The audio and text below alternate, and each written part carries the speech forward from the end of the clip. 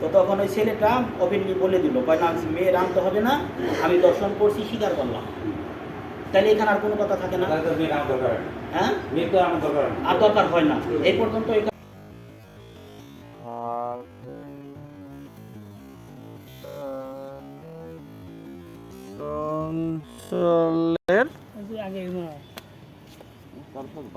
আর ওই যে আলহাস দুজন ছিল না, এএসআই একজন ছিল না, হাসান ছিল, আর ওই যে আলহাস।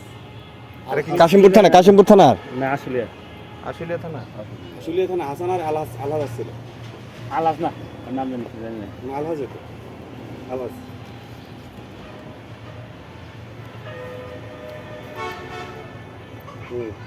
আলহাস।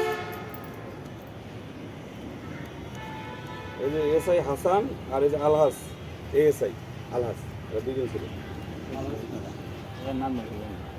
এর দুজন ছিল আগে, হাসান আর আলহাস ছিল মনে হয়, আলহাস। একটু বুঝতে বললে ভালো হইতো। আচ্ছা, বসা লাগবে কেন রে ভাই? না, ঠিক আছে, তাহলে। বললি কথা বলা না, বসার দরকার নাই তো। তাহলে এই বিষয়টা, এরা দুটো দারোগা ছিল, আর কে ছিল?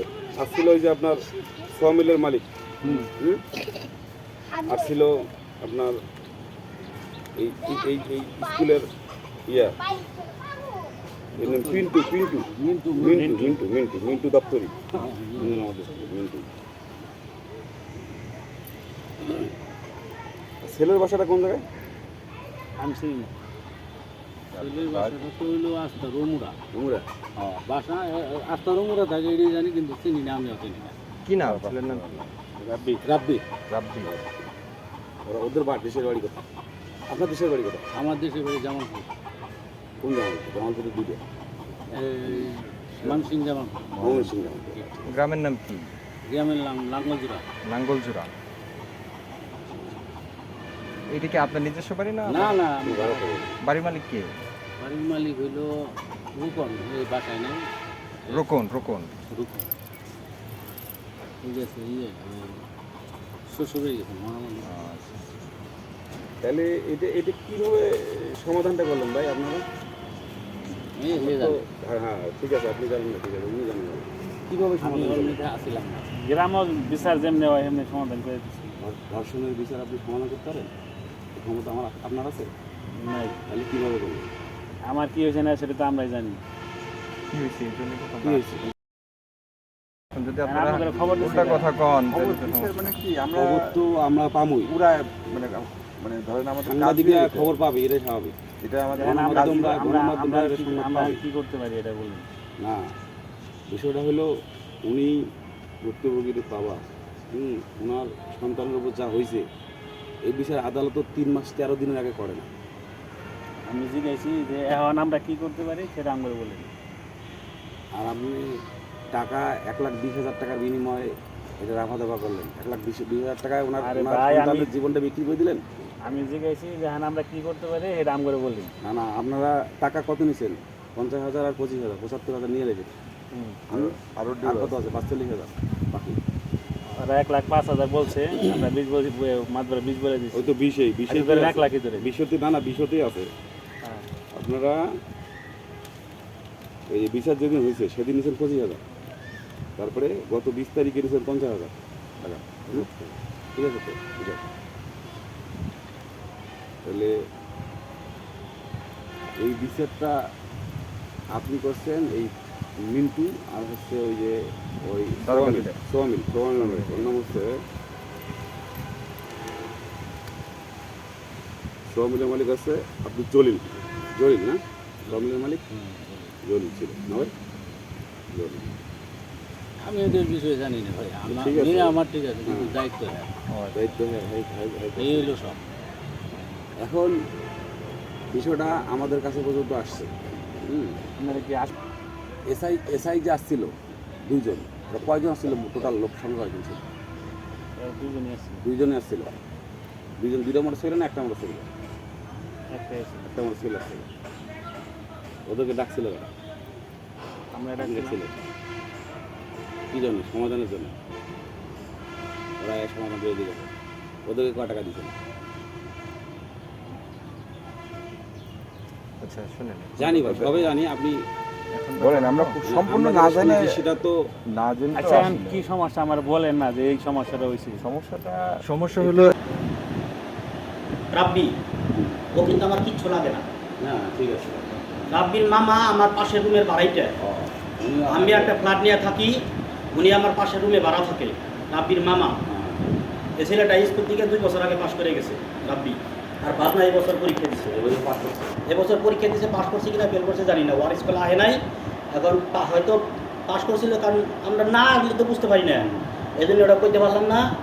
তো রাব্বি হলো আমার বাড়ির পাশের বাড়িতে সাদাওয়াত আঙ্কেলের বাসায় ভাড়া থাকে, ওর মায় আর ও থাকে শাহাদাতের পাশে সাদাতের বাসায়। উনির বাড়ি এখানেই, উনি থাকে মনে হয় সাভারে আর কি। এই আপনার হলো ছেলের বাসায় কত দেশের বাড়ি আর ছেলের রাব্বি হ্যাঁ ছেলের দেশের বাড়ি, ওর বাপের বাড়ি বলে শরীয়তপুর নাই, কুষ্টিয়া কোন জানি না, বাবার সাথে সম্পর্ক নাই। ওর মায়ের বাড়ি হচ্ছে টাঙ্গাইল, গোপাল। হ্যাঁ হ্যাঁ, সন্ধ্যার পরের ঘটনা। আসলে পরে ওখানে বসানোর পরে বললো ছেলের ফোন দাও, ছেলের ফোন দিল, ছেলে একটু পরে হাজির হইলো।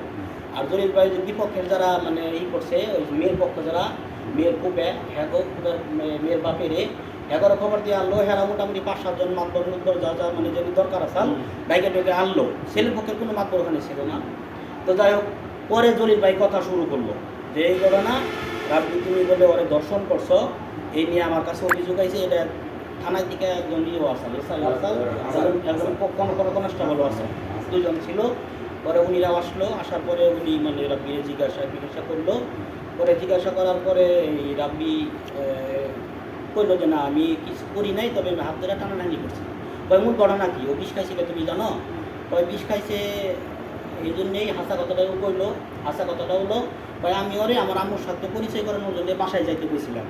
ও বাসায় গেছে, ওই সাগর আঙ্কেলের বাসায় গেছে। পরে আমার আম্মু বাসায় ছিল না, আমি ওর মিশা কথা কয়ে নিছি। তো যাই হোক, বাসায় গেছে পরে আমি ওরে এই একটু টানাটানি করছি, হ্যাঁ আবেগের কারণে টানাটানি করছি, কিছু করি নাই। পরে এসআই কয়েকবার বলার পরে বললো কয় তাহলে মেয়ের মুক্তিকা শুনি, কারণ তারা তো বলতেছে দর্শন করছে।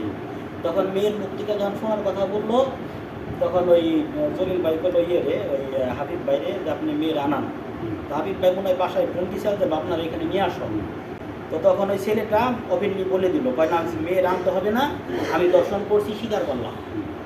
তাহলে এখানে আর কোনো কথা থাকে না, হ্যাঁ আর দরকার হয় না। এই পর্যন্ত এখানে ডিসমিস শেষ। এখন পুলিশে কয় তাহলে তুমি যদি দর্শন করে থাকো তাহলে তো তুমি অপরাধী, সুতরাং তাহলে তোমার আমরা থানায় নিয়ে যাই। তো এখানে যারা মাতবর আসাল তারা কইলো যে এসআই সাহেব একটু রিকোয়েস্ট করলো যে আসলে এই ব্যাপারটা নিয়ে মাতবরটা কে মাতবর ব্যাপারটা আমি বলতে পারবো না, জলিল কারণ জলিল ভাই হলো উনি এখানে ডাকছে, দলিলের ঘরে বসে বিচারটা হয়েছে। হ্যাঁ দলিলের মাধ্যমে এখন উনি হলো একবার ডাকলো, জাকির ভাই, রবিল ভাই আসেন, অসুবিধা নেই, এগুলা আমার বন্ধু বান্ধব অসুবিধা নেই,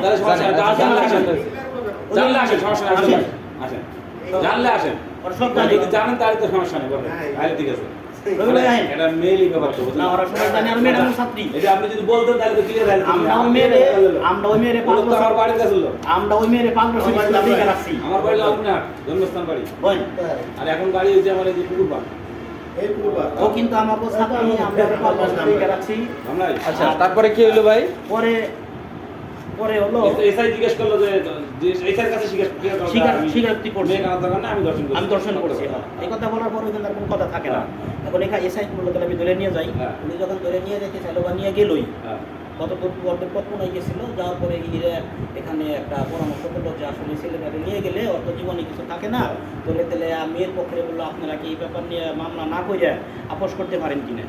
তখন উনিরা বললো প্রস্তাব করলো আপোষ করতে পারেন কিনা। এটা হলো ছেলের যে মা, উনি যখন ছেলে ধরে নিয়ে যায় তখন কান্নাকাটি শুরু করে দিচ্ছে, তখন মাতবরটা হলো মেয়ের মায়ের ছেলের মায়ের বলছে যে তুমি তাহলে তুমি মেয়ের বাপের বলো যে ভাই আমার পোলা ভুল করে ফেলাইছে, আপনি মাফ করে দেন, আমি এই ব্যাপারে আমি আপনার কাছে পায়ে ধরে মাফ চাই, আর আপনি এটা নিয়ে আমার ছেলে তো নাই করছে, ওরে যদি ঢোকাই দেন তাহলে ওর জীবনটা শেষ। ও তো স্বীকার করছে, সুতরাং ওরে একটু মাফ করে দেন, ওরে একটা সুযোগ দেন, একটা চান্স দেন।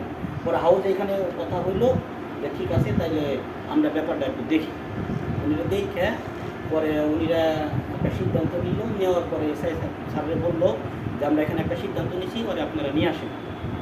নিয়ে আসলো, আনার পরে উনিরা ওরে দিয়ে তারপরে উনিরা কয়ে গেলো যে ঠিক আছে, আমি যেহেতু মেয়ের গার্জিয়ান বলছে যে আমরা এটা নিয়ে আর কিছু করবো না, বাড়াবাড়ি করবো না, সেই ক্ষেত্রে এই সেই ক্ষেত্রে আমি ছেলেটাকে দিয়ে গেলাম। এখন আপনারা যদি মিট করে এটা করেন তাহলে আমি সেই ক্ষেত্রে ছেলেটা দিয়ে গেলাম। হ্যাঁ, যেহেতু আপনারা এখানে মিট করতে রাজি হইলেন, এই পর্যন্ত মানে কথা ক্লিয়ার। এখন বাকিটুকে যারা এখানে যেগুলা করছে উনিদের মুক্তিকা যদি শুনেন তাহলে বিস্তারিত ভালো।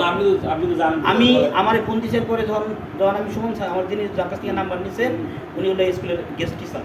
সুমন স্যার একসময় ছাত্র ছিলেন।